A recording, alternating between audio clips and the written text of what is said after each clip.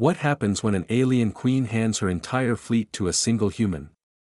This is the story of a war that rewrote legends, and a commander who proved courage is stronger than bloodline. What happens when an alien queen hands her entire fleet to a single human? This is the story of a war that forged legends, and a commander who proved courage can cross species. The Kelshara Empire had stood for 5,000 years, built on discipline, ritual, and hierarchy. Queen Dolores II inherited a realm shaped by tradition, one where bloodlines justified every decision. Then the breach changed everything. That a dimensional tear erupted at the edge of Kelshara space, spewing creatures that consumed matter, adapted to every weapon, and multiplied like infection. Meridian Gate, the strategic choke point, was all that stood between the swarm and the entire sector. If it fell, civilization followed. Kelshara intelligence estimated 3 weeks before even their elite military collapsed under the impossible threat. Dolores requested aid from neighboring powers. Most sent symbolic ships, or polite condolences. The humans sent one vessel, the destroyer Defiant, and its captain, Commander Jason Blake. Dolores first met Blake in the Emergency War Council, and felt immediate disappointment. He lacked the imposing presence of warriors her species admired. No natural weapons. No genetic enhancements. A human military tradition barely 3 centuries old. This is what humanity offers, she asked coolly. One ship. One commander. Blake held her many-faceted gaze. Your Majesty, I'm not here as humanity's full strength. I'm here because someone needs to hold Meridian Gate. We're what you've got. So let's figure out how to make that enough. Dolores didn't yet understand that this human's quiet confidence would cost more, and matter more, than she imagined. The first engagement confirmed every nightmare. Breach entities poured out in waves, shapeless horrors phasing through shields and adapting faster than Kelshara tactics could evolve. Discipline meant nothing against enemies that learned with every shot fired. On the battle's edge, the Defiant moved like no Kelshara ship.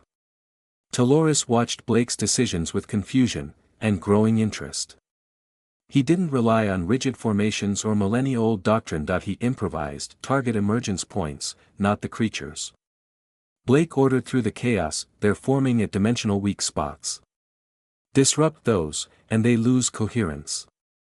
It worked, not perfectly, but better than anything Kelshara strategists attempted. But the breach widened daily. 3 days in, Dolores summoned Blake. Your tactics are chaotic, she said. You abandon proven doctrine for improvisation. Doctrine works on enemies we understand, Blake replied. These things treat physics like suggestions. So we make new rules. Before she could respond, alarms blared. The defensive perimeter had collapsed in 3 locations. Blake requested permission to personally lead rescue teams. That is suicide, Dolores warned. You'll retrieve corpses. With respect, I won't know that until I check, Blake said, and I didn't come here to let people die because the mission got hard. Against the judgment of her admirals, and her own instincts, Dolores agreed. The mission was hell, but Blake and his team retrieved 37 trapped Kelshara soldiers. They lost 2 humans, and saved every Kelshara. Dolores was waiting when the shuttles returned. You risked 8 humans to save 37 of mine. The mathematics are unfavorable. Mathematics don't fight battles, Blake answered. People do. And those 37 will fight harder knowing someone came back for them. Over the next week, the pattern repeated. Situations Kelshara doctrine deemed unsalvageable, Blake treated as puzzles, solvable with creativity and nerve. His reputation spread. Soldiers requested assignment to him, trusting his reckless competence over tradition. The crisis peaked when intelligence revealed the breach would reach catastrophic expansion within 48 hours. The admirals recommended strategic withdrawal, the logical choice backed by 5,000 years of doctrine. Blake disagreed. We can collapse the breach. A focused antimatter strike on the dimensional weak point will destabilize it. The admirals tore the proposal apart, flying close enough to deploy the warhead required passing through the densest breach zone. No ship could survive. Then we make a ship that can, Blake replied. Strip the Defiant to engines, shields, and the warhead. Give me a skeleton crew and 12 hours. This is suicide, an admiral insisted. This is necessity, Blake corrected. You can evacuate and lose Meridian Gate, or let me try something desperate. Dolores looked at the man who had already rewritten everything she thought she knew about humans.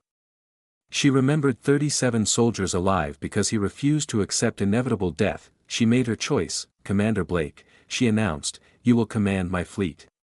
The chamber fell silent. He is not Kelshara, an admiral protested. He has something more valuable, Dolores said. Courage that inspires my people to follow him into impossibility, creativity that solves problems doctrine cannot. She turned to Blake, you command the fleet. I will be at your side. The battle plan was madness by Kelshara standards, layered feints, sacrificial vanguard lines, and the defiant suicide run. Yet every captain obeyed Blake's orders, transmitted through Dolores's authority. The assault began at dawn. 12 ships died creating the opening. Hundreds of lives were spent buying seconds, but they reached deployment position antimatter in 10 seconds, Blake announced. All ships fall back. Dolores looked at him. You're not planning to survive this. Planning and hoping are different things, Blake said tiredly, but if this works, Meridian Gate holds. That's worth hoping for. The antimatter detonated at the weak point. Reality screamed. Space folded, tore, then began knitting closed. The breach shrank from an apocalypse to a manageable anomaly. The Defiant, caught in the collapse shockwave, was flung clear, battered, but alive. Blake and Dolores survived. When the fleet returned, the reception was unlike anything in Kelshara history. Soldiers who watched their queen stand beside a human greeted Blake as a legend. During the ceremony, Dolores spoke. Commander Blake once asked why humanity sent one ship. I questioned their choice. Now I understand, humanity sent exactly what we needed, not overwhelming force, but someone who would prove courage transcends species. She turned to him, you commanded my forces for one battle. You earned the right to command them again.